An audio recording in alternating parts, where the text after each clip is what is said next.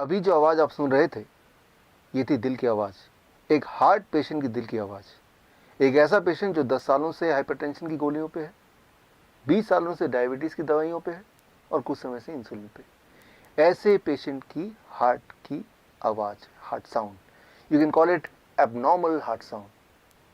अब normal heart sound क्या होता है, एबनॉर्मल हार्ट साउंड क्या होता है, दोनों के बीच का फ़र्क क्या होता है? दोनों के बीच का फ़र्क अगर आपको पता चल जाए तो आपको क्लू मिल जाएगा how to come out of heart disease, how to come out of hypertension और हाउ टू क्योर डायबिटीज़। ये समझने के लिए आपको नॉर्मल हार्ट साउंड को एक बार समझना होगा। नॉर्मल हार्ट साउंड आपको सुनाने के लिए मैं यूज़ करूँगा, ये है डिजिटल स्टेथोस्कोप। और यानी कि ये स्टेथोस्कोप के थ्रू मैं इस स्टेथोस्कोप को डिजिटली ब्लूटूथ के माध्यम से लैपटॉप से कनेक्ट कर रहा हूँ। और यानी कि इसमें जो आवाज़ आएगी वो आपको भी इस वक्त साथ ही साथ सुनाई देगी। मेरे दिल की धड़कन,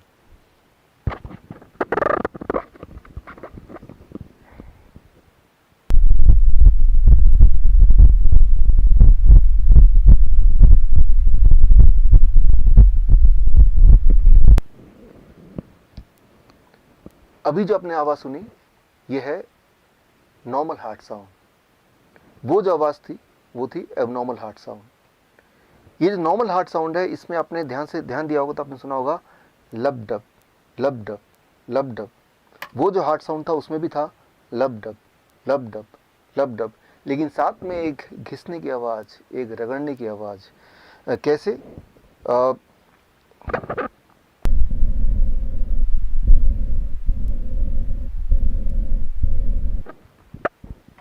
ये जो आपने आवाज़ सुनी रगड़ने की, घिसने की, वो जो आवाज़ है, वो आवाज़ अगर आप एलिमिनेट कर पाएँ, उसको अगर आप एडिट कर पाएँ तो हार्ट डिजीज़ ख़त्म हो सकता है, हाई ब्लड प्रेशर ख़त्म हो सकता है, डायबिटीज़ से छुटकारा पा सकते हैं।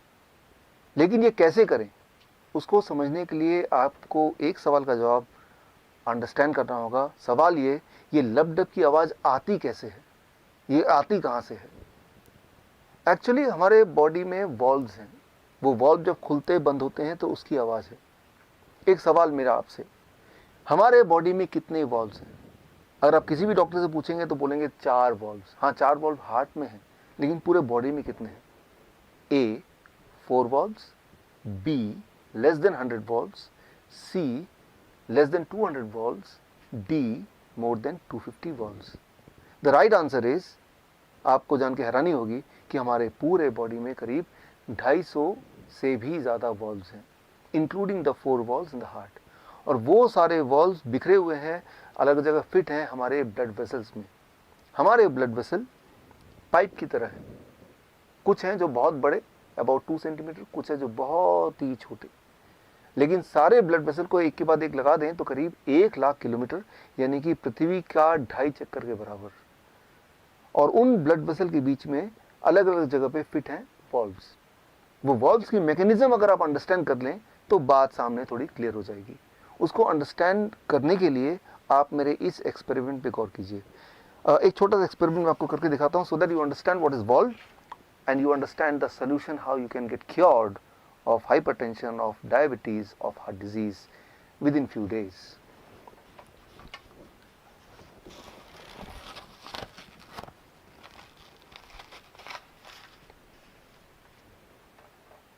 अब एक छोटा सा एक्सपेरिमेंट आपके सामने to make you understand what are valves and what are their functioning.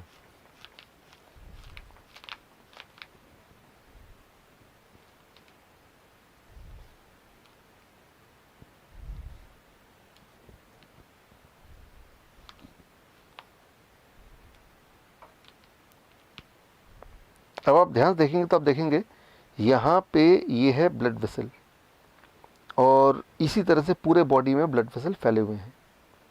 अब मैं अपने एक फिंगर से ब्लड वेसल के यहाँ पे मैं इसको अगर मैं ज़ोर से दबाऊँ तो ये ब्लड वेसल्स के ब्लड के फ्लो को मैं रोक रहा हूँ, और जो ब्लड इसमें भरा हुआ है उसको मैं अपने थंब से पुश कर रहा हूँ।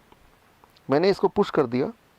अब पुश करने के बाद अगर मैं थंब हटा लेता हूँ तो ये ब्लड वापस नहीं आया, ये ब्लड वापस क्यों नहीं आया? क्योंकि यहाँ पे एक वॉल्व है, वो वॉल्व रोक रहा है ब्लड को वापस आने से।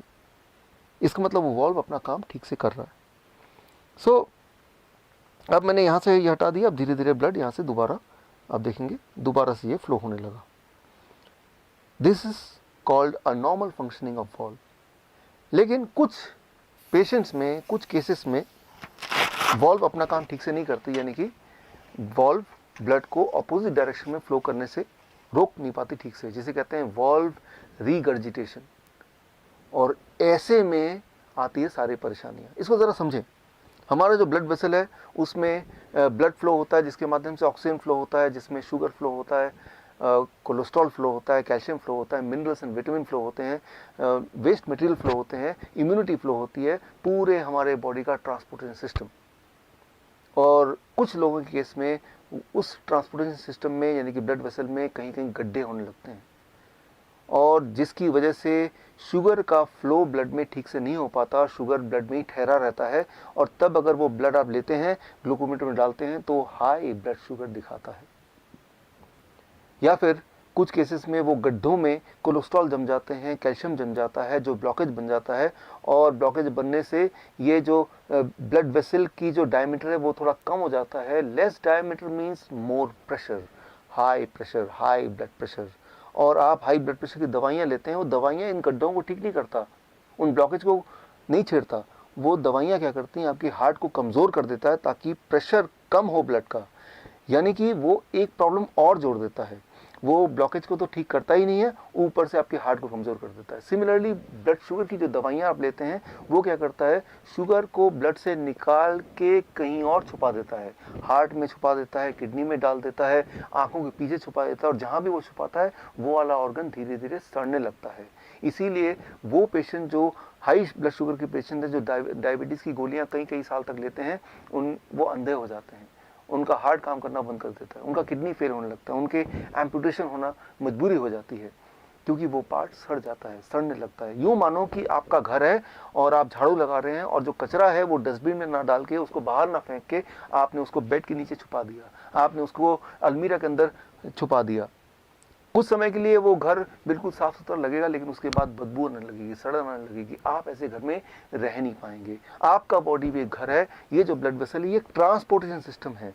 और कुछ लोगों के केस में उस ट्रांसपोर्टेशन सिस्टम के बीच में कई कई जगह पे गड्ढे गड्ढे गड्ढे गड्ढे होने लगते हैं, जैसे हमारे पूरे देश में सड़कों पर गड्ढे हैं।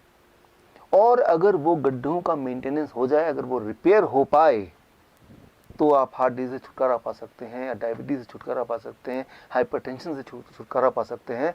और वो जो एबनॉर्मल हार्ट साउंड है वो भी फिर गायब हो सकता है। लेकिन उसके लिए क्या करना होगा, गड्ढों को भरने के लिए? अनफॉर्चुनेटली अभी तक ऐसी कोई दवा नहीं आई जो कि उन गड्ढों को भरे। लेकिन हाँ, कुदरत ने आपके बॉडी में एक ऐसी ताकत दी है जिससे आपका बॉडी खुद ही एक तरह का गैस प्रोड्यूस करता है, जिसे आप बोलते हैं नाइट्रिक ऑक्साइड। और वो गैस जब एक लेवल से ज़्यादा प्रोड्यूस होने लगता है, तो वो ब्लड वेसल की मेंटेनेंस करने लगता है। So that is Nobel prize winning science 1998। So वो जो गैस है जिसे कहते हैं नाइट्रिक ऑक्साइड, वो ब्लड वेसल के इनर लाइनिंग, जिसे बोलते हैं एंडोथेलियम लेयर, उसी में प्रोड्यूस होता है, जिससे वो गड्ढे भरने लगते हैं, वो ब्लॉकेज खत्म होने लगते हैं, ब्लड ट्रांसपोर्टेशन सिस्टम स्मूथ होने लगता है, और जिससे आपका ब्लड प्रेशर नॉर्मल रहने लगता है, आपकी ब्लड शुगर नॉर्मल होने लगती है, आपका हार्ट ठीक से काम करता है, और एकदम से आप ठीक हो सकते हैं, ठीक हो जाते हैं, अगर आपका बॉडी नाइट्रिक ऑक्साइड प्रोडक्शन को बढ़ा दे। अब सवाल यह है कि हम क्या करें कि हमारी बॉडी का नाइट्रिक ऑक्साइड प्रोडक्शन बढ़ जाए। उसके लिए I have to refer the China study, the biggest ever study of human nutrition disease. Human nutrition disease के बीच का जो कनेक्शन है, उसका सबसे बड़ा जो स्टडी है, जिसे बोलते हैं चाइना स्टडी, जो 2005 में रिलीज हुई थी। उस स्टडी के अनुसार कोई भी इंसान अगर whole plant food in its natural state में अगर खाने लगे, तो कुछ एक दिनों में ये जो लाइफस्टाइल डिजीज़ है उससे वो आज़ादी पा सकता है। लेकिन इसको मैं आपको समझाता हूँ 3 सिंपल स्टेप में, how to implement the China study recommendation in your life in 3 step, so that you can be free of lifestyle disease including hypertension, including diabetes, including heart disease within few days. Those 3 steps are, as you can see on the screen. Step 1, 12 बजे तक जो भी कुछ आप खाएं वो हो सिर्फ और सिर्फ फल, fruits and fruits. कोई भी 3-4 तरह के फल, वो मीठा हो, खट्टा हो, कैसा भी फल, वो केला हो सकता है, आम हो सकता है, चीकू हो सकता है, अमरूद हो सकता है, जो भी फल आपको पसंद हो, 3 से 4 तरह का फल जो अवेलेबल हो लें और वो एज ए ब्रेकफास्ट खाएं। कितनी quantity? It depends on your body weight. Let's say my body weight is 70 kg, into 10, 700 grams or more of 4 kind of fruits, 3 to 4 kinds of fruits of your choice। एक बार में खाएं, 2 बार में खाएं, 4 बार में खाएं, 12 बजे तक आपको खाना है सिर्फ और सिर्फ फल, फल और फल। जितना ज़्यादा खाएंगे उतना अच्छा रहेगा, राइट। नो रोटी, नो चपाती, नो चाय, नो ब्रेड, नो बिस्किट, सिर्फ और सिर्फ फल, फल और फल, भरपूर खाना है। अब लंच, जब भी आप लंच में बैठें 2 प्लेट लेके बैठें, प्लेट 1 एंड प्लेट 2। प्लेट 1 में 4 तरह के ऐसे वेजिटेबल जो आप कच्चा खा सकते हैं, खा सकें, जैसे टमाटर, मूली, गाजर, ककड़ी, सो ये इस तरह के, या खीरा, इस तरह के सब्जियां आप लें, 4 जो कच्चा खा सकें। और जो कच्चा नहीं खा पा रहे हैं क्योंकि उनके दांत कमज़ोर हैं तो वो थोड़ा स्टीम कर सकते हैं। कच्चा ज़्यादा फायदेमंद है, लेकिन अगर नहीं खा पा रहे हैं किसी वजह से तो थोड़ा स्टीम कर सकते हैं। 3 से 4 तरह की ऐसी सब्जी जो कच्चा खा सकें या स्टीम करके खा सकें वो लें। और कितना खाना है, it depends on your body weight. That is my body weight is 70 kg into 5, that is 350 grams और मोर, या फिर उससे ज़्यादा, 3 to 4 kind of vegetable। This becomes your plate 1। पहले आपको प्लेट 1 इतना खाना है, और इतना खाने के बाद अब प्लेट 2। प्लेट 2 में आपके घर का बना हुआ रोटी, सब्जी, दाल, चावल, vegetarian food with less oil and less salt. कितना खाना है? जितने में आपका पेट भर जाए। आपको लग रहा होगा कि इतना सारा प्लेट 1 यानी कि रॉ वेजिटेबल खाने के बाद क्या मैं प्लेट 2 खा पाऊंगा? पहले 2-3 दिन में शायद नहीं खा पाएंगे, लेकिन उसके बाद आप नोटिस करेंगे कि जितना ज़्यादा प्लेट 1 खाएंगे उतना आपका एपिटाइट बढ़ेगा, उतना आपका हंगर बढ़ेगा, उतना ज़्यादा आप प्लेट 2 भी खा पाएंगे। यानी कि आपकी जो बॉडी की मेटाबॉलिज्म है वो रेट बढ़ जाएगी, आपके जो खाने की कैपेसिटी वो बढ़ जाएगी, और आपका जो एनर्जी लेवल है वो भी बढ़ जाएगा। सो मैं आपको कोई चीज़ मिस नहीं करने बोल रहा हूँ, मैं सिर्फ ये बोल रहा हूँ कि आपके एक्चुअल लंच से पहले प्लेट 1 यानी कि रॉ वेजिटेबल, वो भी एक पर्टिकुलर मात्रा या उससे ज़्यादा, अकॉर्डिंग टू द फॉर्मूला, जैसे मैंने बताया, आपका बॉडी वेट इंटू 5। ये है आपका लंच। डिनर का सिर्फ 2 रूल हैं। पहला रूल कि डिनर हमेशा 7 बजे से पहले फिनिश करने की कोशिश कीजिए, और दूसरा रूल, डिनर में भी आपको वही करना है जो मैंने आपको लंच में बताया, वो है plate 1 end plate 2। Plate 1, 3 to 4 kind of vegetable in raw form, about your body weight into 5, that many grams, and then you can eat vegetarian meal with less salt and less oil as much as you want, right? So ये तीनों step, breakfast, lunch and dinner, right? So ये तीनों main मील, जो step 1 है breakfast, step 2 lunch and dinner में आपको ये करना है। अब final step, that is step 3, क्या नहीं करना है। सिर्फ 2 ही चीज़ मैं छोड़ने बोलता हूँ। एक है नो एनिमल फूड।